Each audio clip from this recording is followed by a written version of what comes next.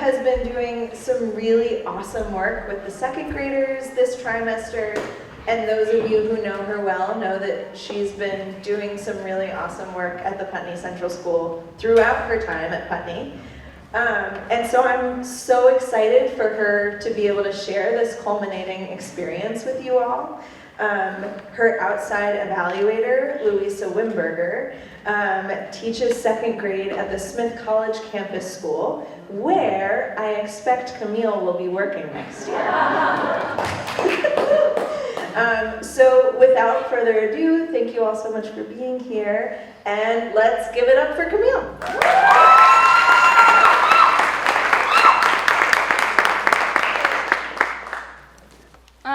Hi everybody, thank you so much for being here. For those of you who don't know me, my name is Camille, and I've always wanted to be a teacher. I often get asked why I want to work with kids. People wonder if there's a reason I can point to, an experience, a moment, something that was the start of my journey into education. And for me, that's not the case. It's just part of me, and has been since I was a kid myself. My mom is a high school teacher, and every morning before I had to go to school, I would go into her classroom and write questions on her whiteboard. They would be would you rather questions or preference questions that I would beg my mom to have her students answer. At the end of the day, when I walked back to her classroom after my school day, I would make sure that she had obliged and check on which answers her students had put down. Before I could even read myself, I had read aloud circles in my bedroom with all my stuffed animals and dolls lined up around me. And when I got older, the games just got all the more fun. I would make pretend teacher binders with my attendance, activities for the day, schedule, and such. I've always wanted to teach, and I love working with kids more than anything. When I came to Putney and the opportunity of Project Week arose, I knew that I had to do something with kids. I've done 2 project weeks at Putney Central School, mostly observing teachers, and I have done 1 project week creating lessons plans to maybe teach in the future. To me, it's just so clear that young minds can offer so much. My goal for my exhibition was to spend time in the classroom, both observing and working with students, to better understand the complexities of working with children. I wanted to be able to gain insights through research and my time in the classroom in order to be a better teacher for all my students in the future. But before I get too far, I want to tell you a little bit about my process and the work that I've actually been doing with students. I spent a lot of time in the classroom. It was about 5 weeks that I spent my Monday through Thursday exhibition blocks at Putney Central School in the second grade classroom. For my work at PCS, I guided 3 activities with 4 students and observed the whole class. My activities were aimed at gaining a better understanding of metacognition and problem solving. Metacognition means thinking about one's own thinking. I'll give you an example. When a math teacher asks you to explain how you got to an answer or show your work, they're asking you to engage in a metacognitive process. Good teachers do this constantly. So my first one-on-one activity that I guided with students was a short interview where I asked questions about school, family, friends, and themselves. I quickly learned that my questions needed to be more specific for some of the kids, but I also wanted to strike a balance between giving them enough prompting so they could answer the questions, but not too much prompting to where I was sort of feeding them the answers.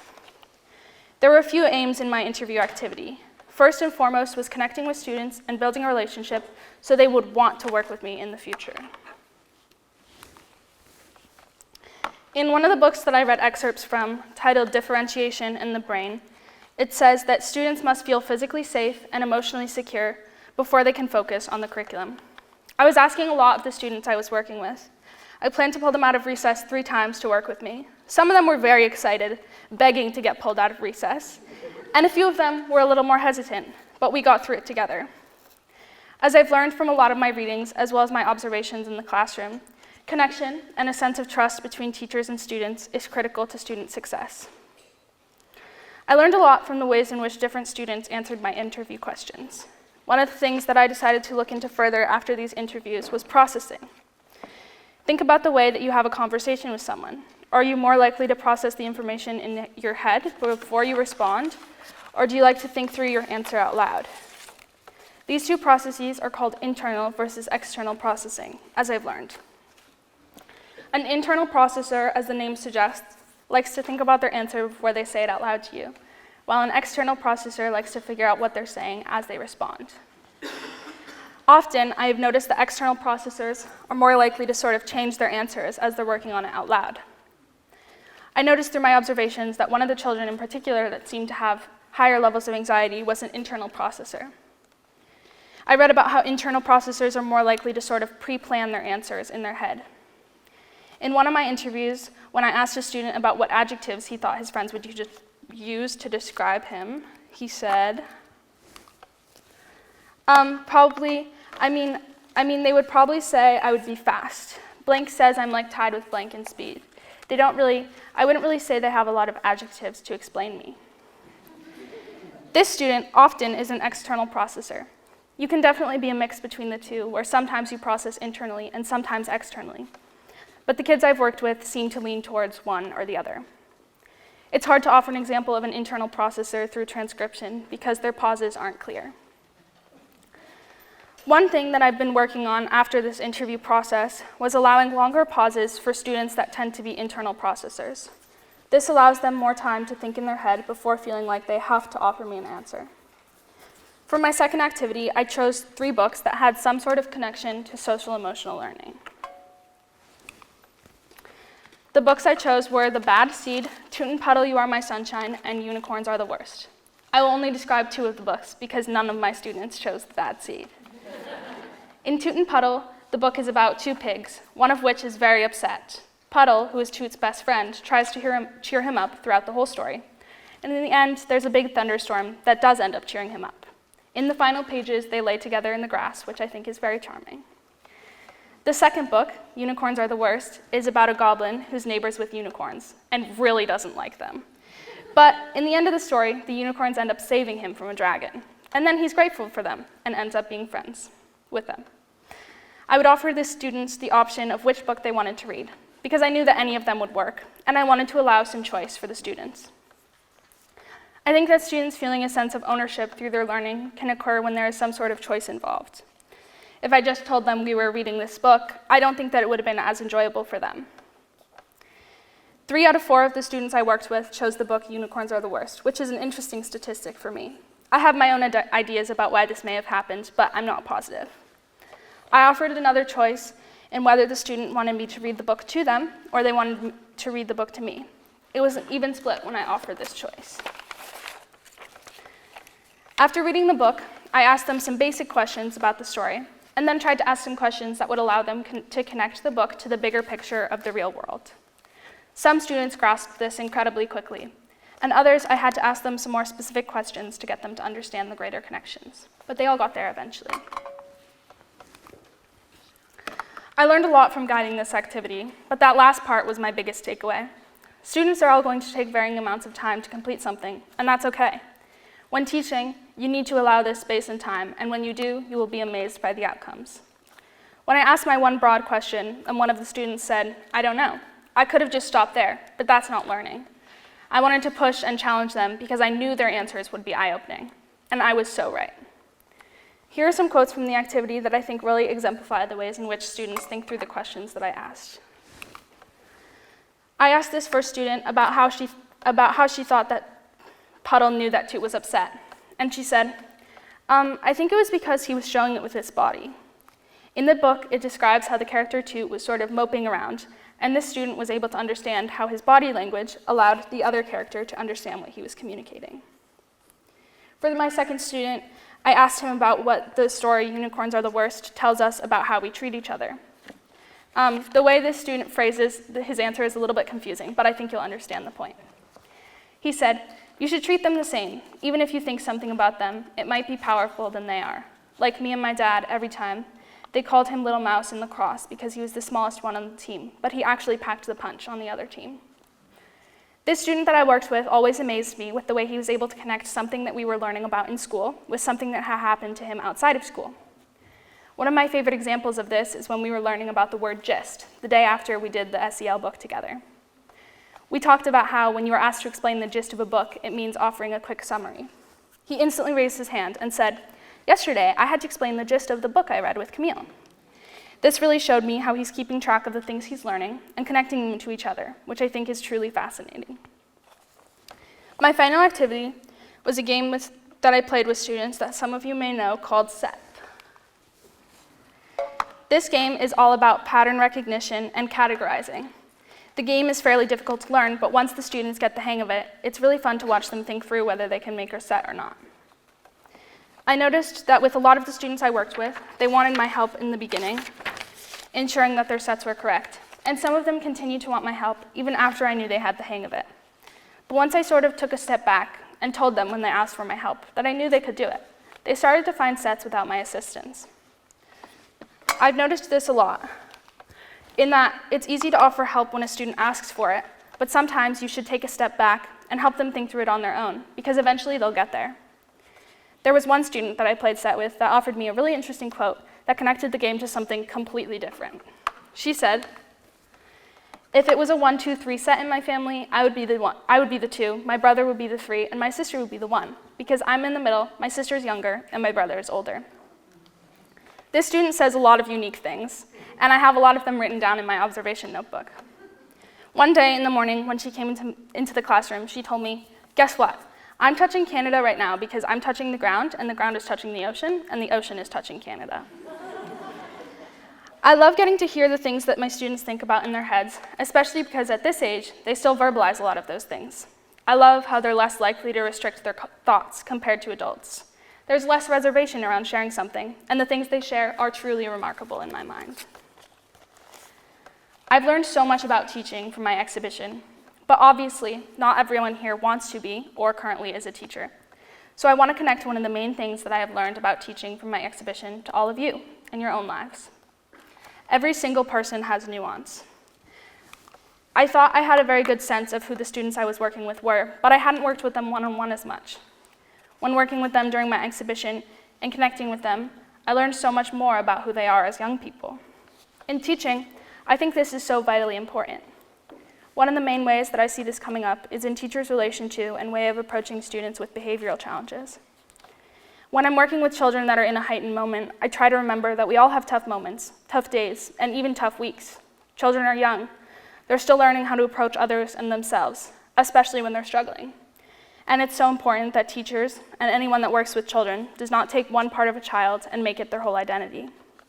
It's hard, but it's vital to making sure that the student is successful and doesn't think of themselves as only the hard part of their identity. But that's the teaching component of this lesson. In terms of the greater life lesson, I think this can be applied to all people. We all have tough times, and we're all still learning. Give yourself grace and give the people in your life grace. Whether it's your best friend in the entire world or the cashier at the grocery store, we all deserve compassion no matter how old we are. Another aspect of my exhibition was my photography. In typical Putney fashion, I had never really done photography before my senior year here, and I instantly fell in love. For my exhibition, I wanted to work on my portrait photography with the students, and I have some examples on the next few slides.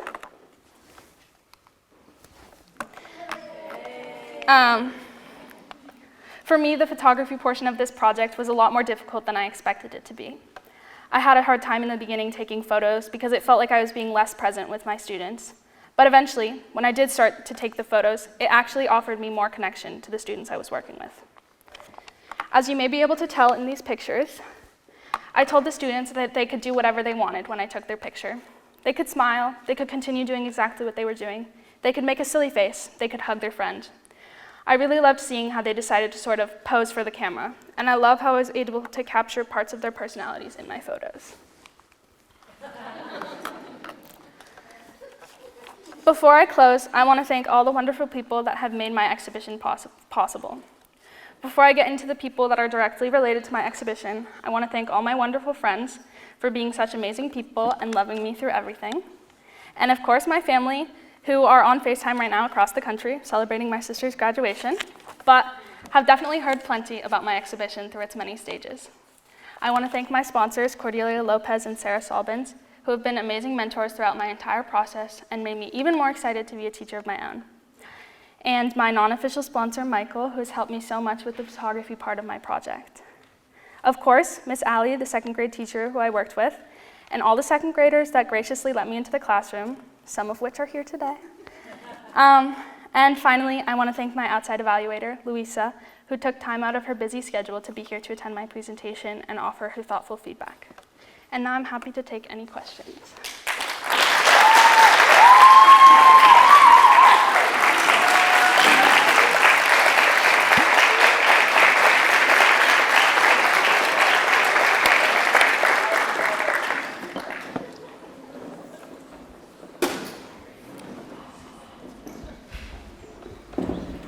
Yeah, Shane. Did like studying like the internal versus external processor stuff in like children help you like see that with like your friends and your teachers and stuff, and like understand how they work more? Yeah, and honestly, it kind of like, I think it made me think about myself too. I mean, I notice things about people just because I love working with kids, and I think I take that into the real world. I'm a really big observer, and I kind of just love like watching the way people operate. Yeah. Dawn? I have a very specific question. When you were talking about the internal and external processors, and then there's kids who chose to read to you or have you read to them, was there a correlation there? There is one student that I talk about her internal processing, who reminds me a lot of myself. She's a very anxious kid, and I definitely, she chose to have me read the book, and I think that's just because she was nervous, but I don't see that inherently connecting to her internal processing. And then, I don't know about the other one. I'm not sure. Yeah, KK? Did you ever meet or speak with families and parents, or just teachers and students? So a lot of the kids that I worked with at school, I actually hang out with a ton at Putney, because a lot of them are faculty kids, which you may have noticed in the pictures. So I kind of already know a lot of their families and the way they operate outside of school. And I wanted to talk to parents, but I think it just didn't fit in the cards. Yeah. Oh my God, Brian? Did you ever have any aha moments when you were in the class, in a Putney classroom, and a teacher paused or didn't answer, and you're like, oh, they're doing this strategy, That's a hard question. I mean, I only took 2 classes because of my exhibition, so I didn't have a lot of classroom time. I don't think anything in particular, but I think mostly I connect a lot of the Putney teachers to my first takeaway about connection and trust, because I think the Putney teachers are kind of incredible at that. I don't know. I feel like that's just something that's baked into Putney, so that's the biggest thing that I see coming up. Yeah. Yeah, Andrew. You spend a lot of time in the classroom in group settings and individual settings, and I'm curious what still challenges you and what you want to keep exploring and learning about. Oh, that's such a hard question. I think there's always so much to learn about. And I think there were so many activities that I wanted to do that I just didn't have the time to do, and I wanted to work with so many more kids. When I originally proposed my exhibition, I was like, I'm gonna work with every single kid in the classroom one-on-one, and I'm gonna make a profile for every single kid. I'm a very ambitious person. That didn't happen. And I really wanted it to, because I think connecting with students is such an integral part of teaching. In terms of I don't really know what things I want to continue learning about yet. I think just I want to continue working with kids, I think is my answer. Yeah. Yeah, Michael. Maybe a small question, I'm not sure, but of the 3 books that you had students choose between, that you were working with them with, you said there was one that nobody chose. Do you have a sense why nobody chose it? They'd all read it before. Yeah, I think It's a very classic SEL book. Yeah, and they were all like, oh, I don't want that one because I've read it. Yeah. Yeah, Allison. Were there any big surprises for you? You've been wanting to be a teacher for a long time. I think I'm always surprised by the kids I work with. I think that the last takeaway, like, I definitely have a sense of who the kids are, but I think that I'm always surprised by what they say. I think they, like, offer so many insights into the world that, like, nobody thinks about other than kids. Yeah, that's just, like, my favorite part about teaching, is just hearing what they have to say. Yes, Grant? What was the most challenging part of, like, being in the classroom and doing this teaching and drug plan and all that? I'm a very anxious person, and I think working with kids, I was like scared that I wasn't doing it right. I don't know. I think that I don't know exactly what I'm trying to say, but I think that I learned over time that, like, they have zero judgment. I mean, they might have judgment, but, like, I don't know. I feel like I learned over time that I didn't have to be anxious and that, like, they were going to be fine with whatever I was planning to do with them. But I was very anxious to work with them one-on-one. Like, I put off pulling them out of recess for, like, a week because I was like, I can't do this. And then I did, and it was fine, so. Yeah. I can't see who that is. I was wondering if you saw any patterns in kids' social lives that correlated with whether or not they were an internal external processor. Oh, I saw so many things about their social lives. Can you repeat the question? Any patterns in social lives that connect to internal or external processing? I don't see inherent trends. I don't know. I think I would like to look into it further. I definitely saw patterns in whether they wanted to talk to a teacher about a social problem or didn't, but I don't know if that was inherently connected to internal versus external processing. I'm not sure, but that was a big trend I noticed. Yeah, Allison. Did you really create your lesson plans in Canva? Yes, That's amazing. I did. Not all of them. Did the organizational structure of those lesson plans that Canva allows a person to produce make you better at what you were trying to accomplish? Does that make sense? I don't think so. Yes, they were very pretty. And I don't think I really needed them. Like, I think I kind of used a lot of just like Google Docs in the end, and I think less is more. Like, I think in terms of like planning, I mean, I planned the lessons like in my fall project week, so I already had them kind of baked into me. But I think when you're actually working with a kid, you don't want to like look at a lesson plan and try to go off it word for word.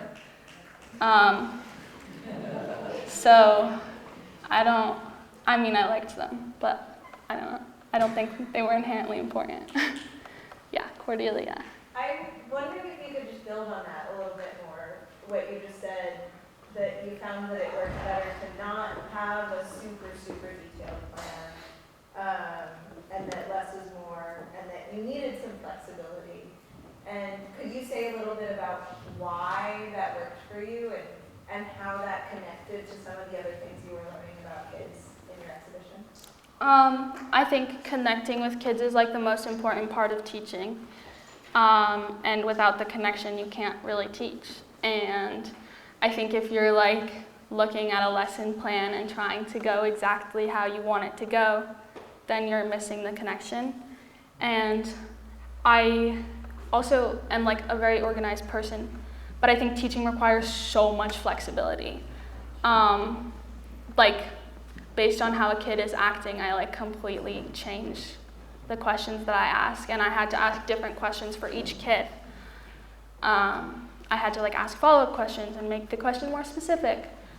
And so, I mean, I think the lesson plan is important, but I think you also have to like be okay with being flexible and changing the plan as it goes.